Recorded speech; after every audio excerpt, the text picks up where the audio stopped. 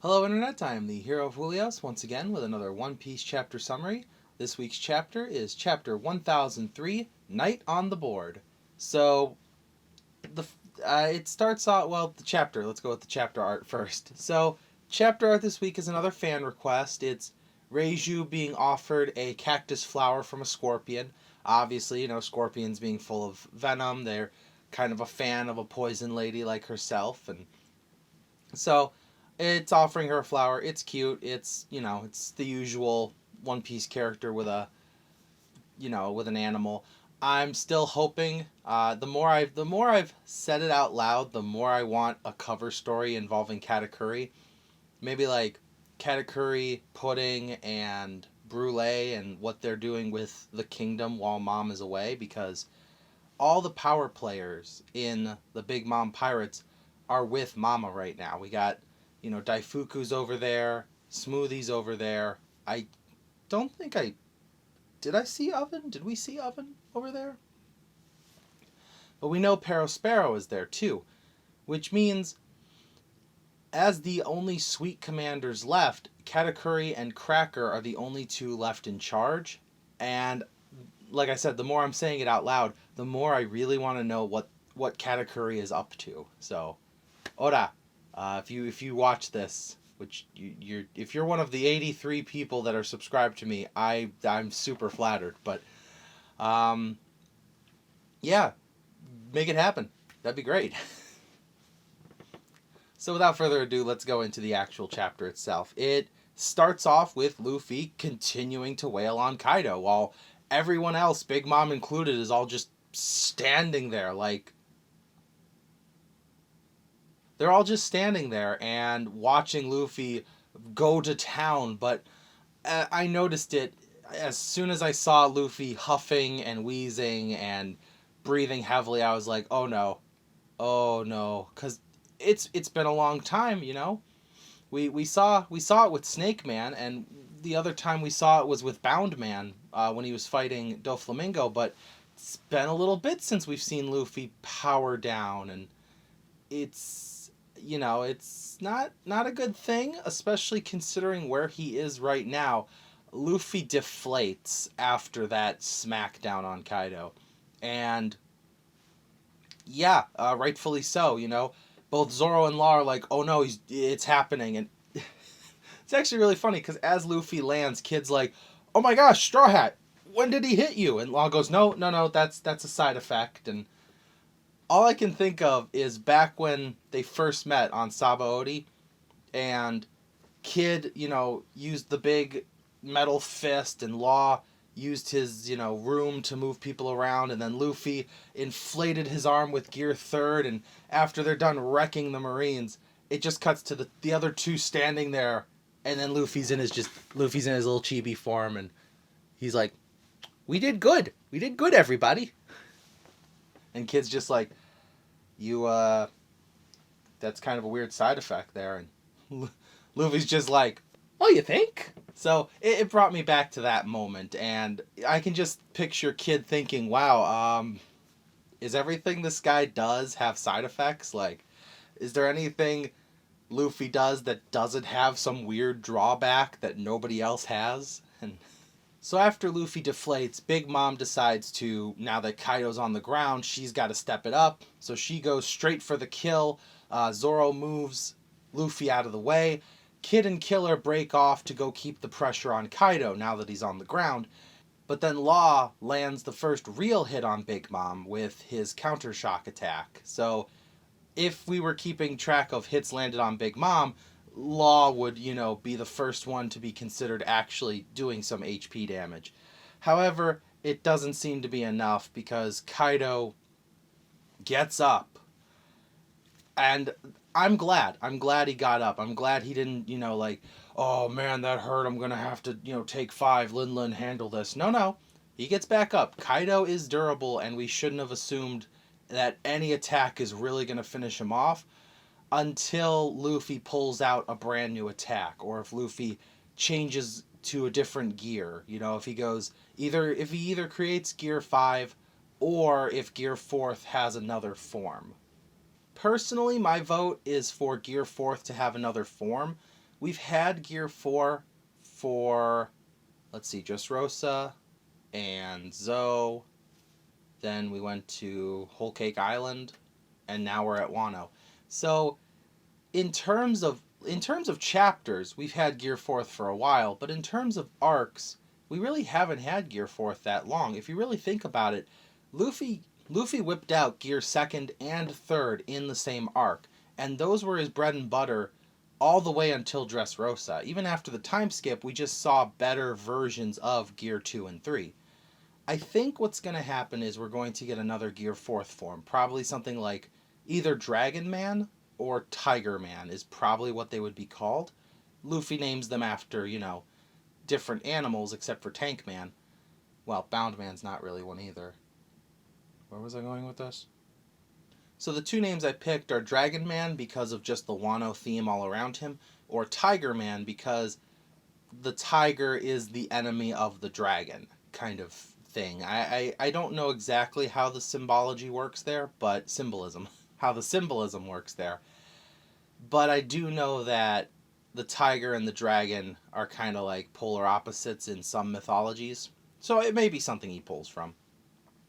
Anyways, after Kaido gets back up, he whips out another dragon twister. He makes his own, he takes the cutting wind attack he did and just makes like a tornado version of it. And even Zoro comments that this guy's like a natural disaster. It's terrible. But the tornadoes are enough to separate the group, to spread them all apart. Unfortunately, the tornadoes do cause Zoro to drop Luffy, and that creates the prime opportunity for Kaido to actually eat Luffy. We do see that Kaido, flies up towards Luffy and then just...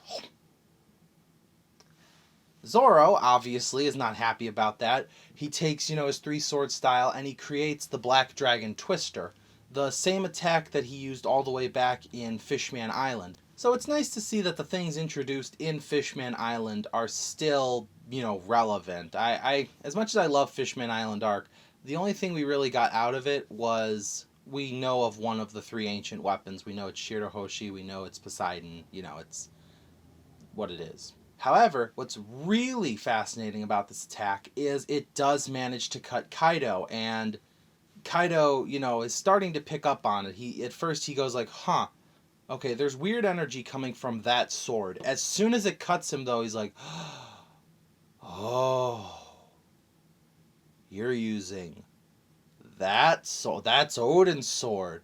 I don't know where you got that, but that's why it can cut me. And yeah, okay, that actually makes sense. Because when you put your haki onto a weapon, what seems to be the case is that's how you get a black blade. Like as Mihawk explained to Zoro in a flashback that Zoro had during the Dressrosa arc, coating a weapon in your haki is what turns it into a black blade.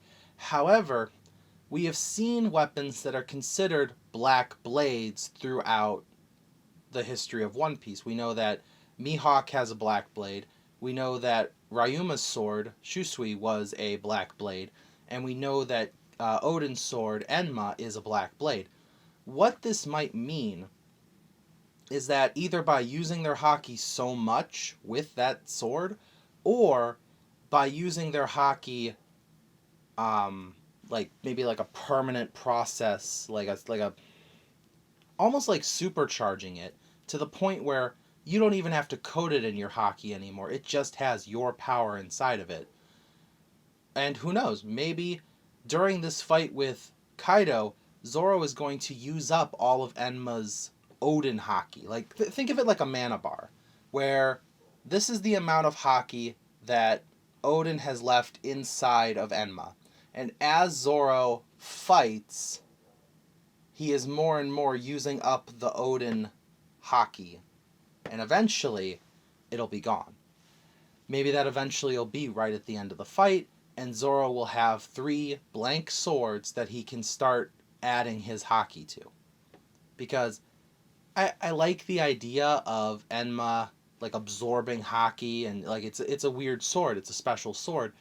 But what's interesting about it is that it has Odin's haki in it, and that has allowed Zoro to cut an enemy that he could not normally cut. Because Zoro has not learned Ryuo. I have no doubt that by the end of the story, like way at the end when we finally get to Laugh Tale, that Zoro will know how to use Ryuo. That Zoro will have advanced armament haki. Maybe Sanji will have advanced observation haki, because that would be kind of cool as Luffy's two commanders. Maybe Jinbei will have advanced, armament haki as well. Or the other big thing that's been going around is Zoro's going to get Conqueror's haki. And then you would have Luffy with a full mastery of all three types, where he has the advanced versions of all three, if there is an advanced Conqueror's haki. And then he would have three commanders, Zoro, Sanji, Jinbei, who each specialize to the point of perfection. Like, Sanji would have advanced observation, Zoro would have advanced conquerors, and then Jinbei would have advanced armament. That'd be pretty cool. I would like that personally. Anyways, back to the actual fight going on. So after Kaido gets cut up with Enma's power, he spits out Luffy and turns his attention to Zoro, and then just unleashes an even more powerful tornado that not only is it the tornadoes, but it's also his destruction wind. So it's just slashes going all over the place, just like Zoro's slashing tornado. So it's just not fun. It's not fun to stand there. And we don't have to stand there, because Oda, after all this chaos happens, Oda's just like, meanwhile, all the way over here, and that's where we cut to right after all that craziness. So down below, we don't actually get a lot of information. We just get a lot of talking. Talking by CP0. So Cypher Pull Ages 0, we knew they were in Wano. We just didn't know what they were up to. Turns out they're just chilling. They're just playing Go. Just having a good time. They're just sitting there like, Do you think the Kaido's forces are going to lose? And the other one goes, well, no, they're probably not, because it's 30,000 versus 5,400. So I don't really see them losing. And he goes, that's true. Even if they managed to, this surprise attack was a brilliant maneuver, but if they don't take out more than just Kaido and Big Mom, they're going to lose. And you're like, yes. See, if they don't take out the other power players, the Calamities, the Tobiropo, eventually their white pieces will just be surrounded by black pieces, and then they will lose. And I don't know how to play Go, so I don't know exactly how to convey the strategy that they're talking about. I assume Go is kind of like if you surround a piece, you can then steal it, maybe? Or maybe it's like checkers, where you jump over. If anybody knows how to play Go, please explain in the comments how this works, because I would love to know more. I'll do some research myself afterwards, but this is just something I wanted to talk about. But as they're talking about this, we see images of the fights that are going on. We see Sasaki fighting against Frankie. We see Ulti chasing after Nami and Usopp. What I really like about this, though, if you look carefully, you can see that Usopp has his slingshot out and he's, firing. He's firing something. Meanwhile, behind him, Tama and Nami are talking, and Tama's pointing at stuff. I think that Tama is pointing out which gifters, like where the gifters are, like that guy over there. Basically, anyone who looks like they're a gifter, anyone who has like a crab arm or a giraffe butt or a snail's eye sockets, whatever they got, because it's gifters, they can be anything. And Usopp is firing her kibidangos into their mouths. I mean, with Usopp's aim, there is no way he's not able to do that. I think what they're going to do, maybe not against Kaido, but they're going to raise up an army of gifters, maybe like 8,000 gifters? I don't know how many there are. But raise up an army of gifters and take on ulti in page 1 in a way like that, where the two of them provide support by firing and, lightning bolts, while the gifters do all the actual fighting in the name of glorious Lord Tama. I think that's how they're going to win their fight. They're going to use strategy and take advantage of Tama's incredible ability. So the two that concern me the most in these panels we see are Sanji, who looks pretty damaged. Like, we knew he got captured, but we also know Sanji has incredible leg strength, and if nothing else, could just skywalk through walls, like just destroying walls as he goes, and just torpedo himself away from danger. Something is keeping him nearby. Maybe he just keeps getting caught in Black Maria's web, but Sanji is in peril by the looks of things. He looks very beat up, he looks very roughed up, and he's definitely running from something. On the other hand, Yamato also looks roughed up while protecting Momonosuke and Shinobu. My guess is that she's fighting something, but who else would know to look in the broom closet? King and Queen are up fighting Marco. Jack is resting because he had to retreat due to Nekomamushi and Duke Dogstrom. The only other candidate for someone who is currently available to fight against Yamato might be Orochi. There's a panel, I forgot to mention this, while they're talking about the Go board, that it just cuts to Orochi's head. CP0's like, oh, it's a shame, we lost our contact here. We lost the guy we did the deals with, because Kaido wasn't talking to CP0. Orochi was. And Orochi is dead. But if Orochi's not dead, because he's not a Hydra, so it's not, chop off a head and two more pop up. But he is a Yamato no Orochi. And as a Yamato no Orochi, he has multiple heads. What if, now when he goes into his hybrid form, he's just 7 heads? Because of that, he would still be alive, and given that, Onigashima is currently up in the air, and Orochi can't fly. Can Orochis fly? Can a Yamato no Orochi fly? Is that... I don't know the mythology of the snake. I'm going to assume he cannot fly. Since he can't fly, he can't escape. Which means he needs to hide. Where else to hide but in that closet where Kaido put away that damaged dragon statue? Therefore, I think what's going on down there, and we'll probably find out either next chapter or the chapter after, that Yamato is fighting against Orochi to protect Momonosuke, who may have a moment of bravery himself. Maybe like as Orochi's going after Yamato, that's when Momonosuke will, smack him in the butt, hit him on one of his tails, and in that moment of distraction will be exactly what's needed to defeat him. Show that he's a brave little boy who's going to be the shogun. So to finish things off after that conversation, we cut back to upstairs where Kid, Killer, Luffy, Law, Zoro, they're all kind of just standing there in shock because Kaido has finally assumed his hybrid form. And the more I thought about it, the more I realized every zone type devil fruit user that we have seen has fought their most seriously in their hybrid form. Granted, Kaido's dragon form does have a lot more perks than the animal form of all the other zone type users.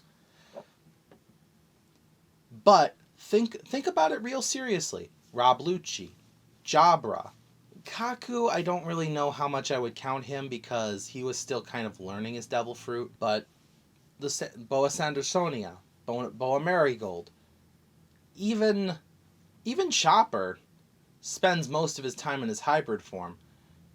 But when it comes down to a serious fight or what they do best, it's always in their hybrid form.